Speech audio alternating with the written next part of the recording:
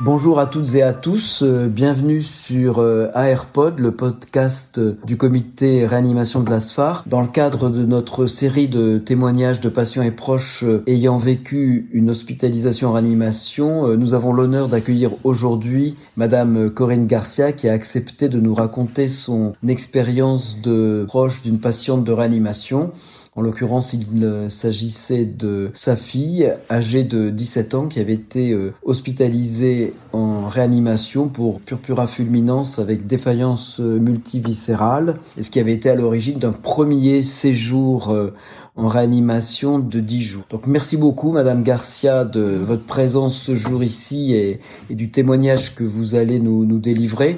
Je commence par vous poser une première question. Est-ce que vous pouvez nous dire en 2 mots comment va votre fille actuellement? Nous décrire quelques éléments de vie quotidienne si vous le souhaitez. Alors nous sommes à 15 ans maintenant de l'hospitalisation de ma fille qui aujourd'hui a 32 ans et du point de vue de sa vie quotidienne, du point de vue de ses projets, elle va plutôt bien, elle est plutôt heureuse. Ensuite de l'hospitalisation en réa, il y a eu un long parcours de soins en médecine physique et rééducation qui a été plutôt éprouvant. Et puis il a fallu à un moment donné reprendre la vie normale entre guillemets en dehors des hôpitaux et elle a pu très très bien se reconstruire. Écoutez, merci beaucoup. Ce sont plutôt des nouvelles positives qui étaient inespérées si nous nous souvenons de l'état dans lequel était votre fille le jour de l'admission. Alors justement, si nous en revenons à ce jour d'admission, ce premier contact avec la réanimation pour elle et pour vous, comment vous évaluez les conditions d'accueil?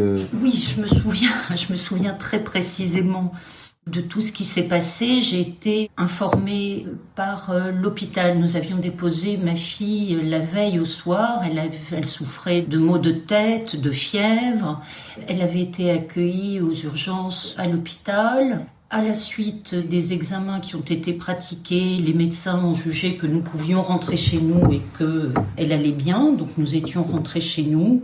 Et le lendemain matin, avant de revenir à l'hôpital pour la récupérer, c'est un médecin qui m'a appelé pour me poser des questions concernant ma fille, puisque ce médecin avait observé sur son corps ce qu'il pensait être des traces de coups, mais qui étaient en fait des hématomes dus à la maladie qui se déclenchait. Et peut-être un quart d'heure après cet appel, le médecin nous a rappelé pour nous demander d'arriver très vite parce que notre fille venait d'être admise en réanimation. Et donc, c'est dans ces conditions que nous sommes arrivés dans le service de réanimation de l'hôpital. Et ce qui est assez saisissant dans ces moments-là, c'est que à la fois tout va très vite, tout va très lentement et que d'une seconde à l'autre, tout bascule. Il y a quelque chose presque de traumatique, au sens vraiment d'une discontinuité avec soi-même, c'est-à-dire d'une seconde à l'autre, on se retrouve plongé dans un univers que l'on ne connaît absolument pas, où la peur est omniprésente.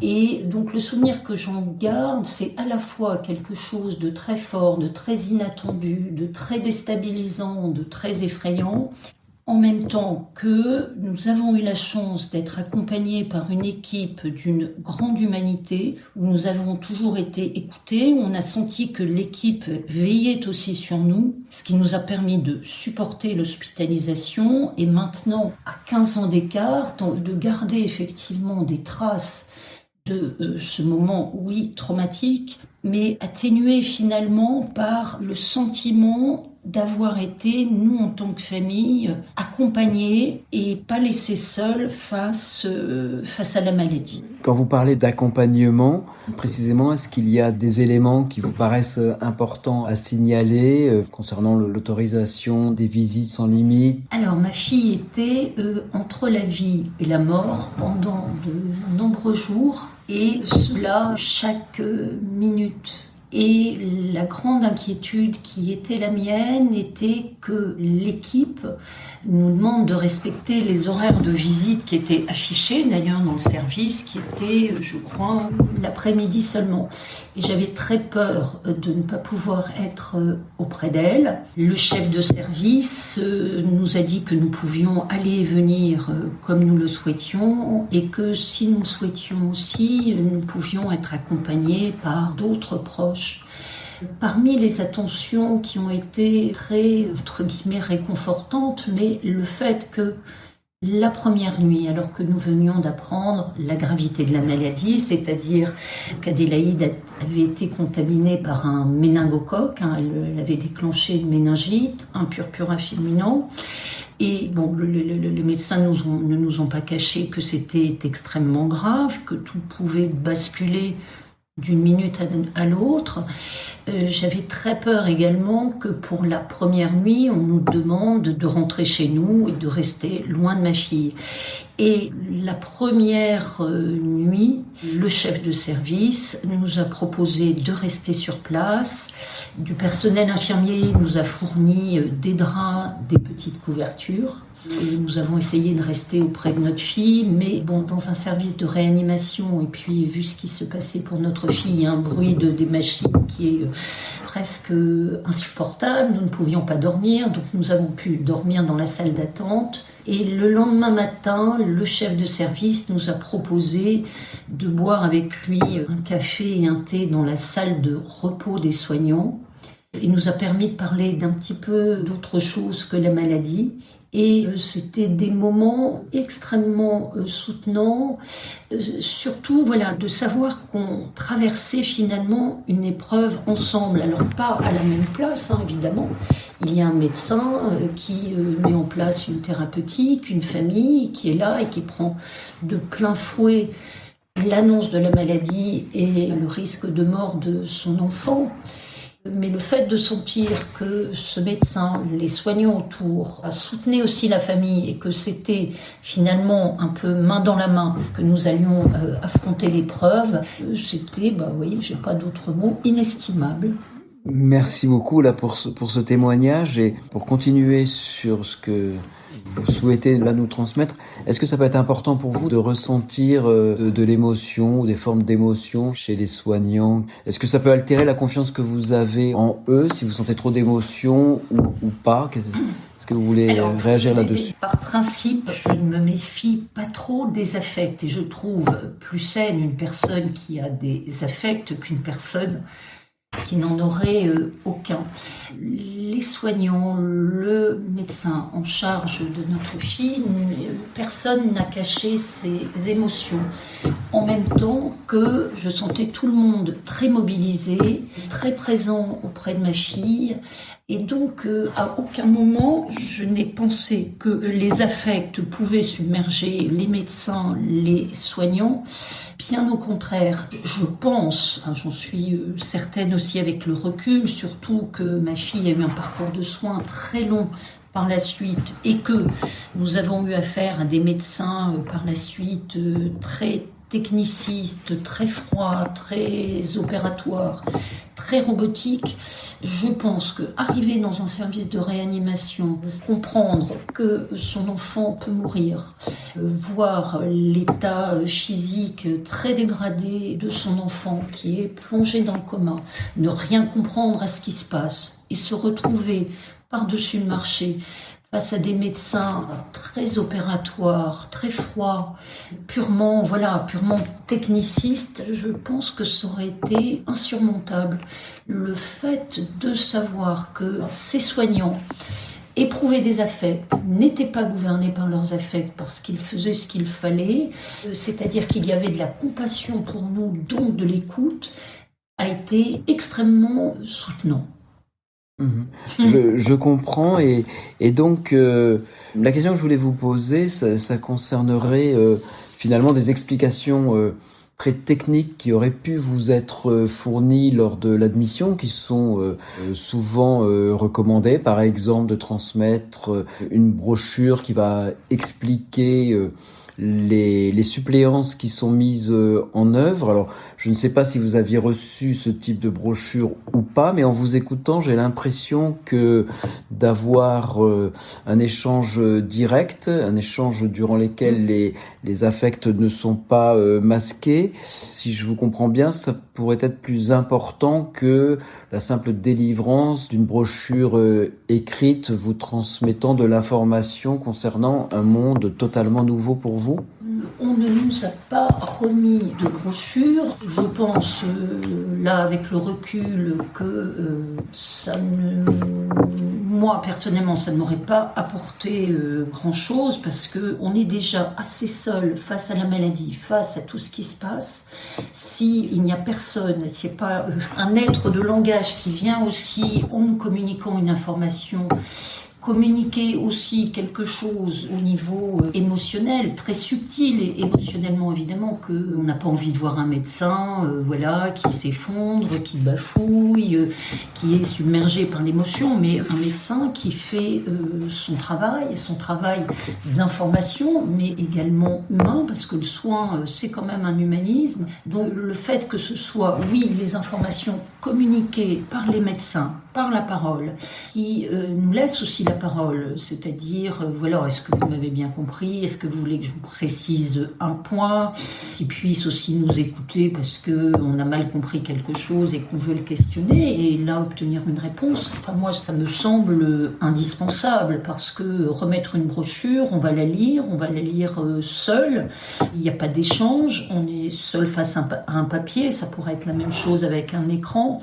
Je pense que dans ces moments-là où on traverse une telle épreuve, sentir effectivement qu'il y a quelqu'un qui fait tout ce qu'il faut pour soigner un proche, mais qui en plus se préoccupe de sa famille, oui, c'est indispensable. Alors je sais, et je pense que nos auditeurs le perçoivent aussi, que le purpura fulminans qui a atteint votre fille, c'est une pathologie extrêmement grave, et dans le cas de votre fils, cela a été responsable de nombreuses complications qui sont survenues progressivement durant le séjour en réanimation.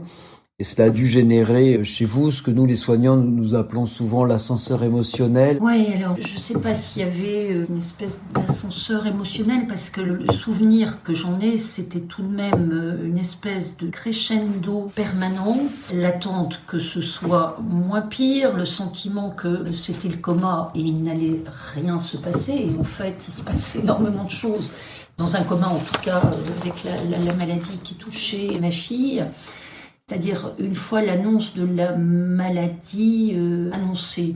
D'ailleurs, il a fallu attendre. On ne savait pas que c'était une méningite. Il a fallu attendre les résultats, faire beaucoup d'exploration. Donc, on était dans l'attente. Une fois que l'on a su ce qui se passait, il y a eu quasiment tous les jours et parfois plusieurs fois par jour des annonces des médecins sur la situation physique de notre fille. C'est-à-dire, nous avons compris tout de suite que le pronostic vital était engagé. Puis, comme il y avait un purpura fulminant, la question des nécroses et donc des amputations se sont posées. Donc, les médecins nous ont informés de la possibilité d'amputation. Puis, le risque étant à peu près écarté, s'est ensuite posé la question des plaquettes, d'une baisse alarmante des plaquettes, et donc de la question de la transfusion de notre fille avec des risques hémorragiques possibles. Et puis, il y a eu une troisième chose, quand le risque infectieux et tout ce qui pouvait se produire par rapport au purpura, lorsque tout ça a été, entre guillemets, mis de côté, il y a eu la question du réveil de notre fille. Notre fille ne se réveillait pas. Et donc, les médecins ont fait des examens, de l'imagerie cérébrale. Et là, alors que nous pensions être sortis d'affaires, le pronostic était très grave. Il était possible que notre fille ne puisse pas reprendre une vie normale. Donc oui, il y a eu à un moment donné un peu cet ascenseur émotionnel parce qu'on était sorti de l'épisode infectieux, puis de toutes ces défaillances. Et puis là, on avait un problème, moi je dis neurologique, enfin je ne sais pas, mais il y avait eu, à cause du purpura, il y avait eu des ischémies. Et donc le cerveau aussi était touché. Et donc on était sorti du risque infectieux. Et là, on plongeait dans des problématiques cérébrales. Donc on avait eu beaucoup d'espoir. Et puis du jour au lendemain, on découvrait que la partie n'était pas gagnée. Et justement, lors de la survenue de toutes ces complications, est-ce que vous avez perçu cette recherche d'un compromis entre, d'une part, vous donner une information objective, savoir un pronostic malheureusement effroyable, et puis d'autre part de vous laisser une lueur d'espoir. Oui. Jamais le mot mort, jamais le mot mourir dans une phrase, votre fille peut mourir, jamais ces mots-là n'ont été prononcés, plutôt des espèces de métaphores, je dirais un petit peu euphémisantes. Les médecins ont pu nous dire c'est très grave, tout peut basculer d'une minute à l'autre. Les médecins ont pu nous dire la situation est critique, mais on va faire tout ce qu'il faut. Donc les médecins nous ont toujours informés. Et alors on savait que c'était extrêmement grave, que notre fille pouvait mourir d'une seconde à l'autre, et en même temps, j'ai toujours senti chez les médecins qui nous parlaient qu'il ne fallait pas perdre espoir. Je me souviens d'un entretien avec un médecin qui m'avait fait, je dirais, le catalogue des symptômes, des risques, de manière la plus délicate possible, et qui avait terminé une de ses phrases en me disant « mais la science ne peut pas tout prévoir ». Et le simple fait que ce médecin me dise ça, j'ai senti que l'issue probable, c'était la mort, mais qu'il y avait une possibilité que ce ne soit pas la mort. Et le simple fait que cette possibilité-là soit évoquée m'a permis, enfin pas que moi, il y avait aussi des proches, des amis qui étaient là, mais je pense que ça nous a à tous permis de garder espoir, de resserrer les liens et de donner, même si ma fille était dans le coma, mais de l'énergie à notre fille, ou en tout cas de ne pas avoir auprès d'elle une présence qui ne serait pas portante pour elle. Donc le fait qu'on ne nous ait jamais dit un définitif « elle va mourir », ça a été une espèce de rayon de soleil au milieu des nuages, et ça nous a permis de tenir. Indéniablement, ouais. De plus, j'ai aussi l'information que vous avez écrit un livre témoignage sur le vécu de cette hospitalisation en réanimation. Donc, je sais aussi que les proches ont joué un rôle extrêmement important. Donc, est-ce que vous pensez que peut-être un message à l'adresse des soignants, c'est de aussi leur transmettre qu'ils ont certes un rôle à jouer, mais qu'il faut aussi permettre aux proches d'utiliser toutes leurs ressources de la manière la plus libre et bienveillante. Les proches chez vous ont été importants, je crois. Je pense honnêtement que si nous avions été seuls, le père de ma fille et moi, face à ce qui s'est passé au moment où notre fille était en réanimation, je pense que nous n'aurions pas pu tenir. Pas pu tenir parce qu'on est propulsé dans un monde qui est complètement inconnu. On voit le corps de notre fille défiguré par la maladie. On entend le bruit des machines sans arrêt. Il peut y avoir à un moment donné des moniteurs qui s'emballent, et là on voit arriver à toute allure des infirmiers, des médecins. Tout va très vite. D'ailleurs, notre fille a été mise aussi dans des tubes réfrigérants. Enfin, il y a des tas de procédures qui sont assez déroutantes pour des gens qui ne sont pas habitués à cet univers. Et je pense que si nous avions été seuls, le père de ma fille et moi, nous n'aurions pas eu assez de force pour nous porter nous-mêmes.